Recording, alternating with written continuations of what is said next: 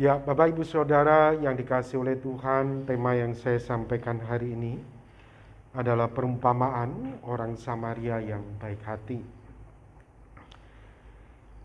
Sebelum kita membaca bagian ini, Bapak Ibu Saudara, saya hendak mengajukan sebuah pertanyaan untuk kita semua. Pertanyaannya adalah pilih reputasi atau pilih karakter, Bapak Ibu Saudara. Kita punya reputasi sebagai orang yang baik. Kita punya reputasi sebagai orang yang rohani. Kita punya reputasi sebagai orang yang saleh. Kita punya reputasi sebagai orang yang murah hati. Tapi sebetulnya kita itu tidak punya karakter. Kita sama sekali berbeda dengan reputasi yang kita miliki. Atau sebaliknya Bapak Ibu Saudara, saudara itu orang yang baik. Orang yang saleh, orang yang murah hati. Tetapi saudara tidak punya reputasi. Saudara itu berkarakter orangnya, ya. Memang betul-betul murni, tetapi saudara tidak punya reputasi. Justru reputasi yang saudara miliki mungkin itu buruk. Justru mungkin reputasi yang Bapak Ibu Saudara miliki sebagai orang yang tidak baik, tidak murah hati. Tetapi pada realitanya saudara itu berkarakter murah hati, penuh kasih, mengampuni. Nah, saudara mau pilih yang mana ini? Di antara dua pilihan ini, pilih reputasi atau pilih karakter. Saya secara pribadi sebagai seorang hamba Tuhan, tentunya idealisnya adalah pilih karakter, karena itu yang memang diajarkan oleh Alkitab. Namun dalam realitanya seringkali kita itu terjebak dalam reputasi. Kita mau dianggap sebagai orang yang suci, orang yang baik, orang yang saleh, orang yang murah hati. Tapi sebetulnya tidak diimbangi dengan karakter, tidak diimbangi dengan reputasi yang begitu baik. Nah, Bapak Ibu Saudara yang dikasihi oleh Tuhan, firman Tuhan berkata di dalam Markus 8 ayat 36-35. Apa gunanya seorang memperoleh seluruh dunia tetapi ia kehilangan nyawanya? Karena apakah yang dapat diberikan sebagai ganti nyawanya? Dengan lain kata, dengan bahasa saya sendiri, apa gunanya seseorang memiliki reputasi yang begitu luar biasa di dunia ini, tetapi ia kehilangan nyawanya karena memang tidak punya karakter, dia kehilangan nyawanya.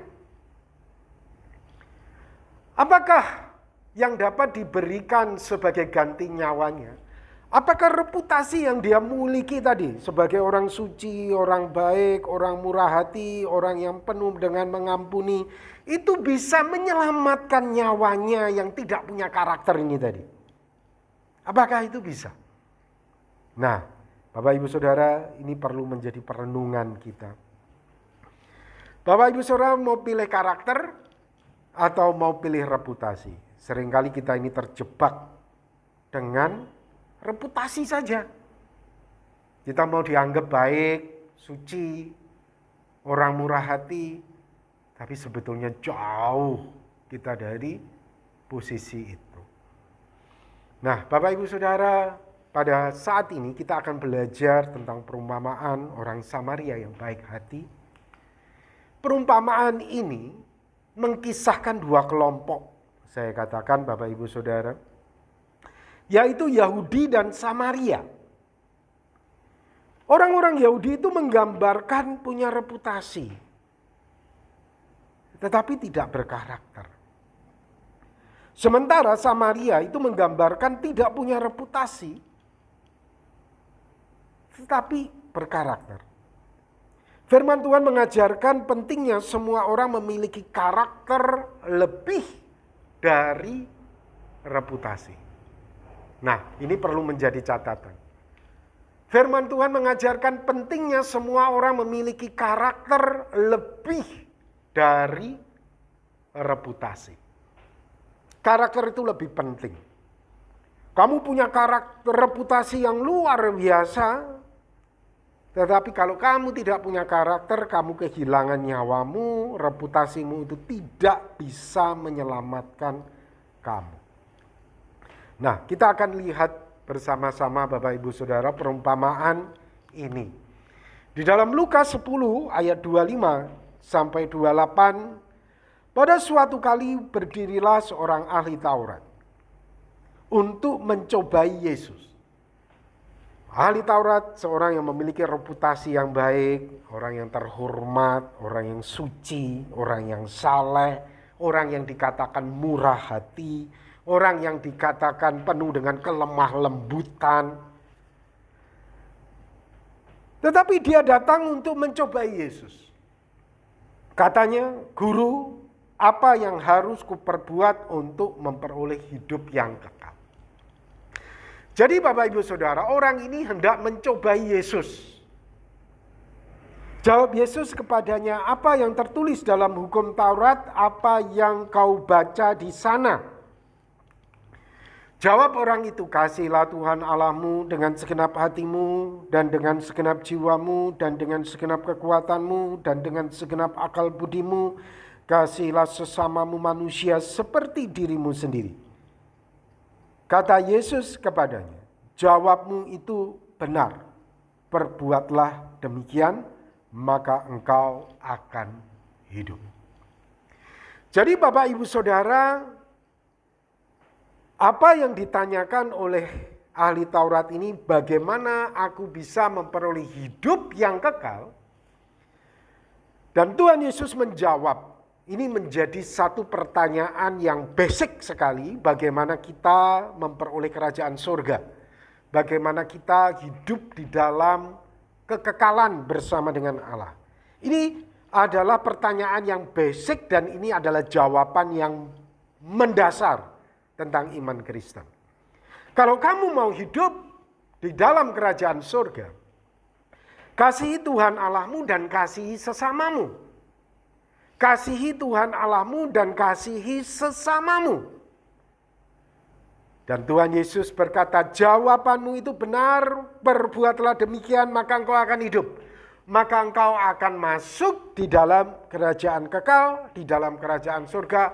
Engkau memenuhi dua persyaratan itu, mengasihi Allah dan mengasihi sesama." Namun Bapak Ibu Saudara, orang ini tidak mau kalah ahli Taurat ini. Karena dia berniat untuk mencobai Tuhan Yesus. Tetapi untuk membenarkan dirinya, orang itu berkata kepada Yesus, "Dan siapakah sesamaku manusia?" Jawab Yesus, "Ada seorang turun dari Yerusalem ke Yeriko. Ia jatuh ke tangan penyamun-penyamun yang bukan saja merampok habis-habisan, tetapi yang juga memukulinya dan yang sesudah itu pergi meninggalkannya setengah mati." Jadi ada orang turun dari Yerusalem menuju ke Yeriko, Bapak Ibu Saudara. Dalam perjalanan itu ketemu dengan penyamun dan penyamun ini merampokkannya dan orang itu kemudian setengah mati. Ya, hampir mati di tempat itu. Kebetulan ada seorang imam turun melalui jalan itu. Imam, Bapak Ibu Saudara. Imam seorang yang memiliki reputasi orang suci, orang saleh, orang baik hati, orang murah hatinya, orang yang lemah lembut, orang yang penuh kasih, reputasinya wow, keren pokoknya. Melalui jalan itu, ia melihat orang itu tetapi ia melewatinya dari seberang jalan. Menyedihkan ya. Reputasinya dia tidak disertai dengan karakter. Kemudian juga seorang Lewi datang ke tempat itu. Ketika ia melihat orang itu, ia melewatinya dari seberang jalan. Jadi Bapak Ibu Saudara, orang Lewi ini adalah berbicara tentang suku. Biasanya imam-imam itu berasal dari suku Lewi ini. Memang begitu ceritanya Bapak Ibu Saudara. Jadi orang yang masuk Lewi ini juga dikenal sebagai orang yang memiliki reputasi yang baik. Reputasi yang terhormat. Orang yang baik, murah hati. Ya, semua hal-hal yang salah itu pada orang Lewi ini. Tetapi menariknya, ketika orang Lewi ini melihat orang sekarat mau mati, ia melewatinya dari seberang jalan. Lalu datanglah seorang Samaria yang sedang dalam perjalanan ke tempat itu, dan ketika ia melihat orang itu, tergeraklah hatinya oleh belas kasihan. Orang Samaria itu memiliki reputasi seorang penjahat. Seorang yang busuk hatinya. Seorang yang tidak mau bermurah hati, tidak saleh, ya Bapak Ibu Saudara. Tapi menariknya, Tuhan Yesus justru mengangkat kisah orang yang dengan reputasi yang tidak baik ini, Samaria. Ketika orang Samaria itu melihat orang itu, tergeraklah hatinya oleh belas kasihan. Kemudian ia pergi kepadanya, lalu membalut luka-lukanya. Sesudah ia menyiraminya dengan minyak dan anggur, kemudian ia menaikkan orang itu ke atas keledai tunggangannya sendiri. Jadi orangnya yang dinaikkan ke keledai, dianya yang jalan, ya. Lalu membawanya ke tempat penginapan dan merawatnya. Keesokan harinya ia menyerahkan 2 dinar kepada pemilik penginapan itu. Katanya, rawatlah dia, dan jika kau belanjakan lebih dari ini, aku akan menggantinya waktu aku kembali. Wow, Bapak Ibu Saudara, ya. Siapakah di antara ketiga orang ini menurut pendapatmu adalah sesama manusia dari orang yang jatuh ke tangan penyamun itu? Kata Tuhan Yesus. Jawab orang itu. Orang yang telah menunjukkan belas kasihan kepadanya. Kata Yesus kepadanya, pergilah dan perbuatlah demikian. Pergilah dan perbuatlah demikian. Bapak Ibu Saudara, perlu menjadi catatan kita, ya. Menurut pendapatmu, sesama manusia dari antara orang yang jatuh ke tangan penyamun itu, orang itu menjawab, orang yang telah menunjukkan belas kasihan kepadanya. Orang yang telah menunjukkan belas kasihan kepadanya. Ini menjadi catatan penting untuk kita bisa paham, ya. Orang yang telah menunjukkan belas kasihan kepadanya. Ini menjadi catatan penting, Bapak Ibu Saudara.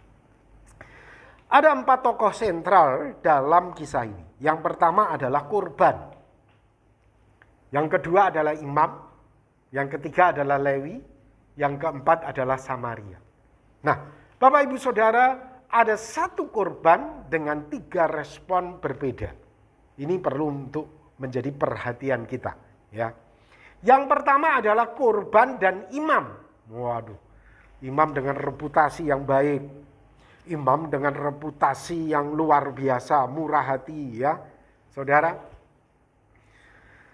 memang Alkitab tidak mencatat apa yang menjadi alasan imam ini tidak mau menolong orang ini. Kita tidak tahu memang ceritanya, apa yang di dalam hati dan pikiran dari imam ini, sehingga dia tidak mau menolong, dia pakai jalan lain. Mungkin saja dia punya alasan. Alasannya mungkin, ya, karena kalau di dalam kitab imamat itu dijelaskan, seorang imam itu tidak boleh bersentuhan dengan mayat. Kalau dia bersentuhan dengan mayat, dia menjadi najis. Nah, mungkin dia bernilai, aku ini imam, dan aku harus menjaga kesucianku, dan aku tidak boleh menyentuh itu orang yang sudah meninggal. Mungkin saja dia sudah meninggal, dia pikirnya. Tetapi Bapak Ibu Saudara, memang Alkitab itu tidak mencatatnya, ya, apa menjadi alasan. Tapi yang pasti, apapun alasannya, yang pasti, ya, orang ini tidak menunjukkan belas kasihan. Itu yang pasti. Mungkin gak dia itu ada kasihan sama korban? Kemungkinan besar Bapak Ibu Saudara. Ketika dia melihat orang itu, wow, aku ini seorang imam. Aku ini tidak boleh menyentuh mayat. Tuhan, kasihan orang itu. Mungkin aja imam ini berjalan sambil menangis. Oh Tuhan, kasihan orang itu. Kirimlah orang ya Tuhan untuk menolong si korban ini. Mungkin aja saudara. Tetapi saudara, yang menjadi masalah itu adalah bukan perasaan. Yang menjadi masalah itu kamu tidak menunjukkan perasaanmu, belas kasihanmu itu. Kalau kita berkata tentang rasa belas kasihan, ya semua orang memiliki rasa belas kasihan, saudara. Mungkin saja imam itu berjalan sambil meneteskan air mata, sorry ya Tuhan, sorry ya aku gak bisa tolong karena aku itu gak boleh najis. Tetapi yang pasti kata Tuhan Yesus, kamu itu gak menunjukkan belas kasihan. Andaikan kamu memiliki rasa belas kasihan, terus apa tindakanmu untuk menolong orang itu? Kamu cuma nangis doang. Ya semua orang juga bisa nangis doang. Kamu cuma punya perasaan, kasihan ya. Terus apa tindakanmu untuk menolong orang yang ada di dalam kesusahan itu? Hal yang sama juga terjadi dengan Lewi ini. Orang-orang yang dikenal sebagai orang suci, orang saleh, orang murah hati, orang baik. Mungkin aja dia itu juga menangis, menetes. Tuhan, kasihan ya orang itu. Tolong kirimkan untuk menolong. Sorry, aku ini badanku kurang sehat. Aku gak bisa menunjukkan kasihku. Sorry ya Tuhan. Saudara, yang pasti saudara, orang-orang ini mungkin aja meneteskan air mata karena kasihan, tetapi dia gak menunjukkan belas kasihannya itu. Beda sama orang ini. Orang Samaria ini reputasinya jelek. Ada belas kasihan. Terus apa yang dilakukan? Dia tunjukkan itu belas kasihan. Ini loh, belas kasihanku itu seperti ini. Realitanya itu seperti ini. Loh, aku nolong kamu. Aku membalut luka-lukamu. Saudara, penting sekali ini untuk kita paham. Saudara, di dalam Yohanes 8 ayat 48. Orang-orang Yahudi menjawab Yesus.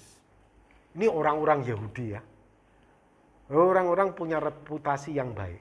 Mereka tidak suka kepada Tuhan Yesus. Mereka berkata, bukankah benar kalau kami katakan bahwa engkau orang Samaria dan kerasukan setan?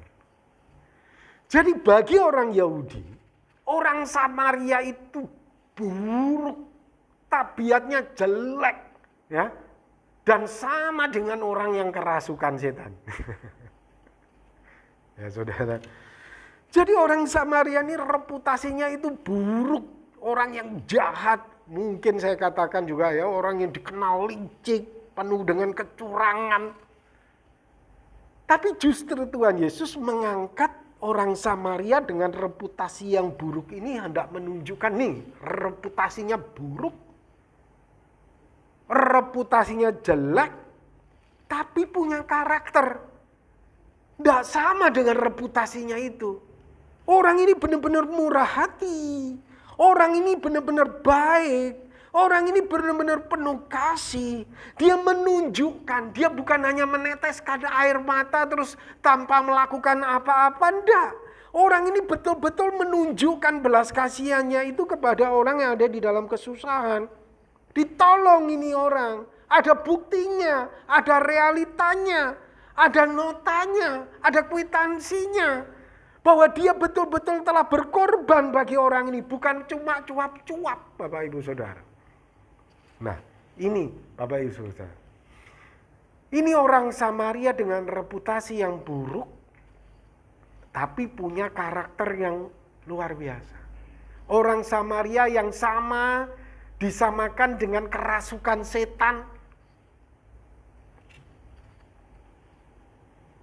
Nah, Bapak Ibu Saudara, sekali lagi, siapakah di antara ketiga orang ini menurut pendapatmu adalah sesama manusia dari orang yang telah jatuh ke tangan penyangut? Orang yang telah menunjukkan belas kasihan. Orang yang telah menunjukkan belas kasihan. Menurut saya, tiga-tiganya punya belas kasihan, pasti itu. Ya. Karena natur manusia itu kalau melihat orang susah itu pasti sedih. Natur kita itu kalau kita lihat orang lagi kelaparan itu pasti sedih. Karena kita tidak mau itu menimpa diri kita. Makanya kita sedih. Tetapi bedanya dari ketiga orang ini. Yang dua tidak menunjukkan belas kasihannya, yang satu menunjukkan. Nih, aku ada tindakan nyata. Orang yang menunjukkan belas kasihan kepadanya, kata Yesus, pergi, tunjukkan belas kasihanmu. Belas kasihan itu bukan hanya cuma dirasakan. Belas kasihan itu bukan hanya cuma engkau miliki sendiri. Tunjukkan belas kasihanmu itu, Bapak Ibu Saudara. Pelajaran penting yang kita bisa ambil dari perumpamaan ini, yang pertama adalah karakter, Bapak Ibu Saudara, itu lebih daripada reputasi. Karakter itu lebih daripada reputasi. Ini yang kita bisa pelajari dari pernyataan Tuhan Yesus itu. Kamu punya reputasi yang bagus seperti imam dan Lewi. Tapi kalau kamu tidak punya karakter, ya itu tidak ada gunanya dan itu tidak menyelamatkan nyawamu. Yang Tuhan inginkan itu adalah kita memiliki belas kasihan dan kita menunjukkan belas kasihan itu. Penting untuk kita bisa pahami belas kasihan tidak sebatas perasaan, tetapi adalah sebuah tindakan. Di dalam Yakobus 5 ayat 15 sampai 16. Jika seorang saudara atau saudari tidak mempunyai pakaian dan kekurangan makanan sehari-hari, dan seorang dari antara kamu berkata, "Selamat jalan, kenakanlah kain panas, makanlah sampai kenyang," tetapi ia tidak memberikan kepadanya apa yang perlu bagi tubuhnya, apakah gunanya itu? Demikian juga halnya dengan iman. Jika iman itu tidak disertai perbuatan, maka iman itu pada hakikatnya adalah mati. Bapak Ibu Saudara, penting sekali. Kalau kamu berkata selamat jalan, kenakan kain panas, ya keluarkan. Bajumu itu kamu keluarin, kamu kasih buat dia. Makanlah sampai kenyang. Itu roti yang di meja kamu itu kan berlebihan. Itu banyak. Kamu punya banyak. Kasih, ambil itu, kasih sama orang itu. Jangan disimpan di kulkas terus. Eman, Pak Robi, saya. Saudara, dia lebih membutuhkan daripada kamu. Kasih dia, makan sampai kenyang. Tetapi ia tidak memberikan kepadanya apa yang perlu bagi tubuhnya, apakah gunanya itu? Apa gunanya itu?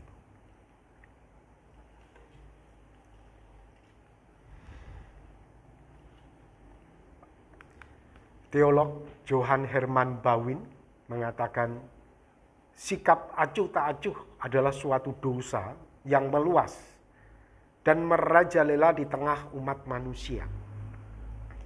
Lebih meluas daripada rasa dendam. Acuh tak acuh. Dan lebih berbahaya pula karena sering tidak terasa sebagai dosa. Kamu tidak menunjukkan belas kasihanmu itu, kamu acuh tak acuh, kamu cuek, kamu pakai jalan seberang, terasa tidak sebuah dosa. Tapi itu adalah dosa. Yakobus berkata di dalam 4 ayat 17, jadi jika seorang tahu bagaimana ia harus berbuat baik tetapi ia tidak melakukannya, ia berdosa. Engkau tahu bahwa engkau harus menunjukkan belas kasihanmu untuk kepada sesamamu, tetapi engkau tidak melakukannya, itu berdosa. Dan seringkali, kata Johan tadi, itu tidak terasa sebagai dosa. Aku orang baik-baik saja. Padahal berapa banyak saudari-saudarimu yang ada di dalam kesusahan yang engkau acuh tak acuh. Dan kamu berpikir engkau orang suci, orang saleh, seperti imam dan orang Lewi tadi. Hanya reputasinya saja, tapi realitanya tidak ada. Firman Tuhan berkata di dalam Matius 25 ayat 34-40. Dan raja itu akan berkata kepada mereka yang di sebelah kanannya, mari hai kamu yang diberkati oleh Bapakku, terimalah kerajaan yang telah disediakan bagimu sejak dunia dijadikan. Sebab ketika aku lapar, kamu memberi aku makan. Kamu gak hanya menangis ketika aku lapar. Kamu gak hanya meneteskan air mata. Tapi kamu kasih aku makan. Ketika aku haus, kamu memberi aku minum. Ketika aku haus, kamu bukan hanya cuma merasa kasihan saja, tetapi kamu betul-betul memberi aku minum.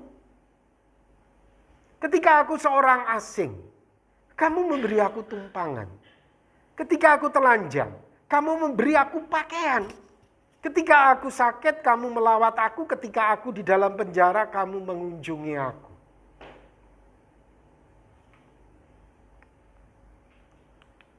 Maka orang-orang benar itu akan menjawab dia katanya, Tuhan, bila manakah kami melihat engkau lapar dan kami memberi engkau makan, atau haus dan kami memberi engkau minum?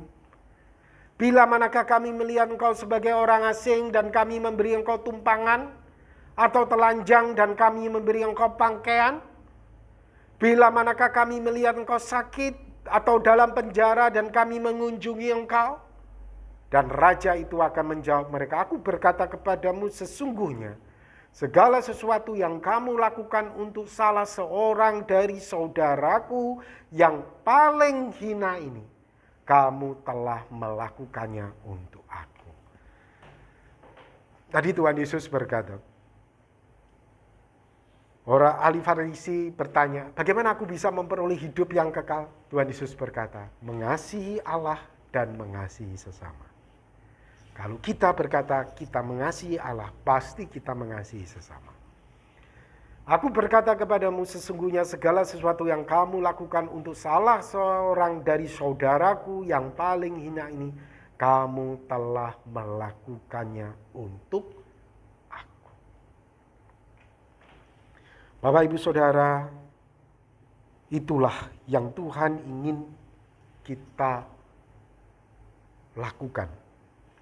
Belas kasihan yang kita rasakan itu betul-betul kita bisa tunjukkan, kita bisa nyatakan. Nah, Bunda Teresa ini tokoh yang luar biasa saya katakan ya. Memang Bapak Ibu Saudara kita tidak memiliki karunia seperti dia. Namun setidaknya kita bisa lakukan itu dari orang-orang di sekitar kita. Dari lingkaran kecil kita itu loh, tidak usah jauh-jauh. Kita lingkaran sedikit kita ini loh, apakah kita ini acuh tak acuh atau banyak alasan. Saudara, apapun alasanmu, kalau kamu tidak menunjukkan belas kasihanmu, engkau tetap salah, engkau tetap berdosa. Bunda Teresa berkata ya, dalam wajah orang-orang miskin itu, Bunda Teresa melihat tatapan Yesus yang berbisik kepadanya, aku haus. Dia melihat itu. Saudara, orang-orang di sekitar kita yang ada di dalam keterpurukan, apakah kita melihat wajah Yesus di dalam diri mereka? Bunda Teresa berkata, aku lihat orang sekarat, aku menjemputnya. Aku menemukan seseorang yang lapar, aku memberinya makan. Dia bisa mencintai dan dicintai. Aku tidak melihat warnanya, aku tidak melihat agamanya, aku tidak melihat apa-apa. Setiap orang, apakah dia Hindu, Muslim, atau Buddha, ia adalah saudaraku, adikku. Ya, luar biasa ya. Bunda Teresa ini pernyataannya luar biasa. Saudara, kita mungkin memang tidak memiliki karunia seperti yang dimiliki oleh Bunda Teresa. Tetapi kita bisa menjadi seperti yang Tuhan inginkan dengan 1-2 orang yang kita kenal di sekeliling kita. Ini Bunda Teresa ini saya katakan sudah tingkat tinggi ya. Orang-orang yang tidak dia kenal. Ini tingkat tinggi nih Bapak Ibu Saudara. Kita mulai dari orang-orang yang kita kenal aja lah. Ya, dari orang-orang yang kita kenal. Apakah engkau menunjukkan belas kasihanmu kepada orang itu? Atau cuma kamu pentingkan reputasinya saja?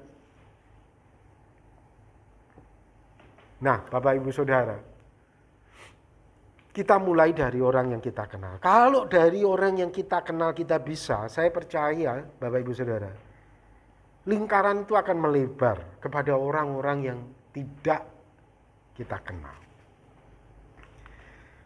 Sekali lagi ya, apakah belas kasihan yang saudara rasakan sudah disertai dengan tindakan nyata? Sudahkah itu? Nah, Bapak Ibu Saudara, saya secara pribadi belajar untuk bisa berbagi juga. Walaupun berkat yang saya miliki tentunya tidaklah banyak. Kadang kalau di web itu kan ada iklan ya.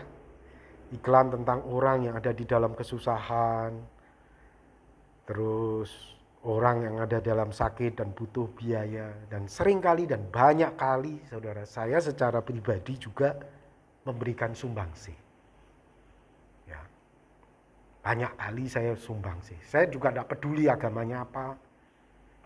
Saya lihat orang ini susah, ya udah saya ambil bagian.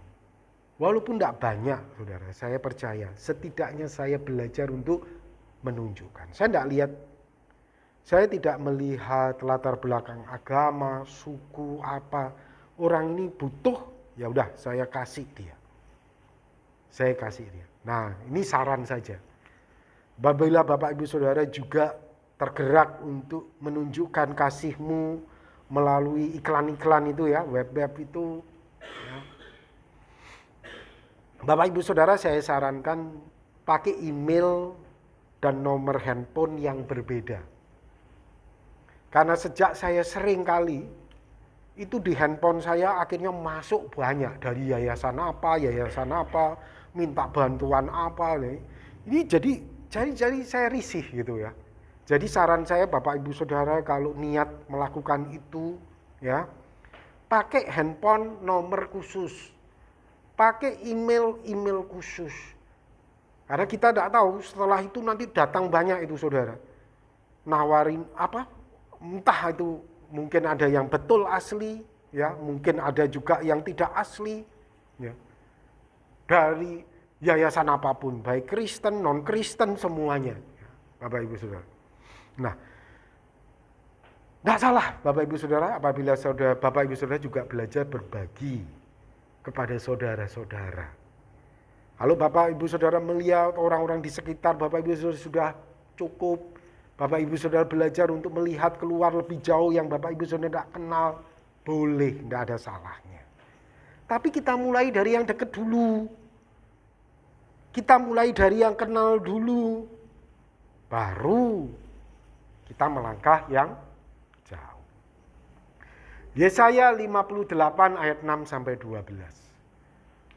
Bukan berpuasa yang kukehendaki ialah supaya engkau membuka belenggu-belenggu kelaliman dan melepaskan tali-taliku, supaya engkau memerdekakan orang yang teraniaya dan mematahkan setiap kuk, supaya engkau memecah-mecahkan rotimu bagi orang yang lapar dan membawa ke rumahmu orang miskin yang tak punya rumah.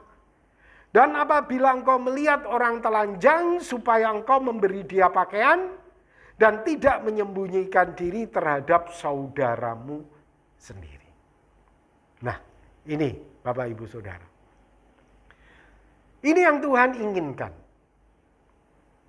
Tapi memang Bapak Ibu Saudara, zaman sekarang ini zaman teknologi, zaman semakin orang semakin pintar, ya Bapak Ibu Saudara. Dan kalau kita perhatikan kasus-kasus penipuan, itu kebanyakan adalah orang-orang yang memanfaatkan orang yang baik hatinya. Nah, kita ini kan mau berbuat baik, ya kan? Nah, seringkali kita ini justru menjadi mangsa bagi orang-orang yang hendak memanfaatkan kebaikan hati orang lain. Hal-hal seperti ini memanglah zaman sekarang dipraktekkan itu mesti bijak-bijak banget. Betul, ya saudara. Seperti membawa ke rumahmu orang miskin yang tak punya rumah. Kayak begini ini memang, saudara, kalau Bunda Teresa kita bisa lihat, dia memang mampu untuk melakukannya. Ya. Mungkin Bapak Ibu Saudara kita secara praktis, mungkin kita zaman sekarang ini bentuknya lain. Mungkin kita seperti yang saya katakan tadi ya, kita memberikan sumbangan kepada orang-orang yang kita tahu membutuhkan. Karena kalau kita membawa ke rumah kita kan itu mungkin berkaitan dengan privasi, berkaitan dengan kita juga tidak tahu apakah niatnya dari orang ini dan segala macam. Zaman sekarang itu memang banyak hal. Tetapi Bapak Ibu Saudara yang pasti kita harus belajar untuk menunjukkan. Jangan kemudian teknologi hari ini, orang-orang yang jahat hari ini menjadi alasan bagi kita untuk kita tidak menunjukkan. Begitu maksud saya. Jangan kemudian menjadi alasan, mungkin saja itu seorang penipu. Mungkin saja imam dan orang Lewi itu berpikir, Tuhan aku kasihan sama orang itu. Tapi mungkin saja dia itu juga salah satu gerombolan perampoknya. Karena aku bisa dirampok. Ya memang itu mungkin saja saudara bisa menjadi alasan dari imam dan orang Lewi itu. Tetapi yang pasti Tuhan Yesus menyatakan orang ini tidak menunjukkan belas kasihannya. Mungkin kita tidak bisa membawa orang miskin ke rumah kita. Tapi kita bisa mengambil tindakan yang lain Bapak Ibu Saudara. Menunjukkan kita kerasa belas kasihan kita dengan tindakan yang nyata.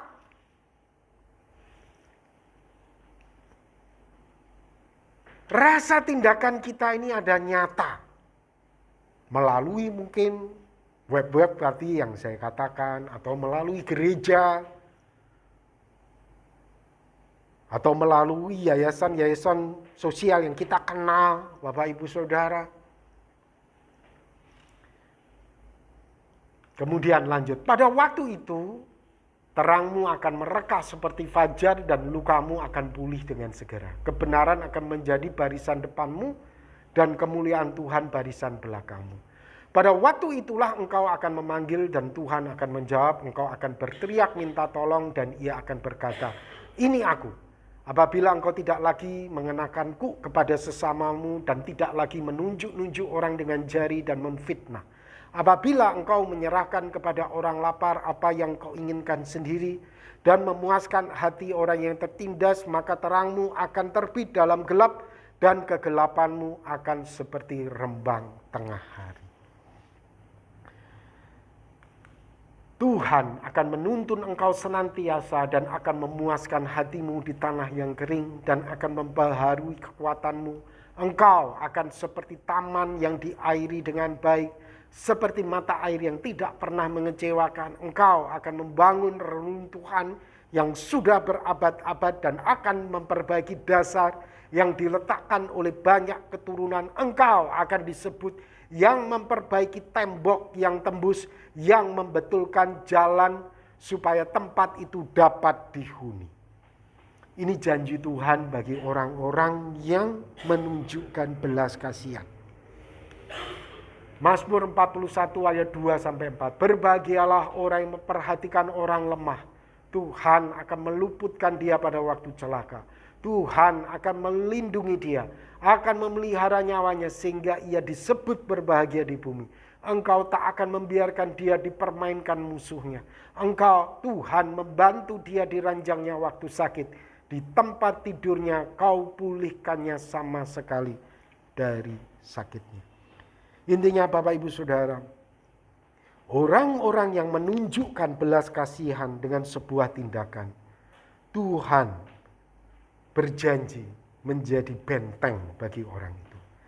Menjadi pelindung bagi orang itu. Tuhan akan menolongi dia, akan memelihara nyawanya.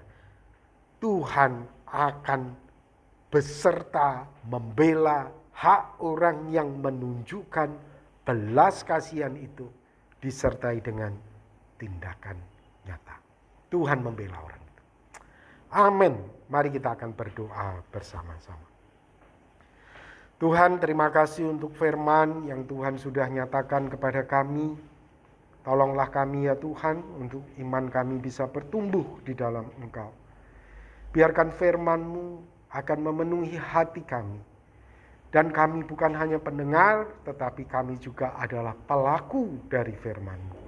Berkatilah hamba-hamba-Mu, berkatilah kami semua ya Tuhan, supaya kami bisa menjadi pelaku dari firman-Mu. Tuhan berkati kami. Di dalam nama Tuhan Yesus kami berdoa. Amin.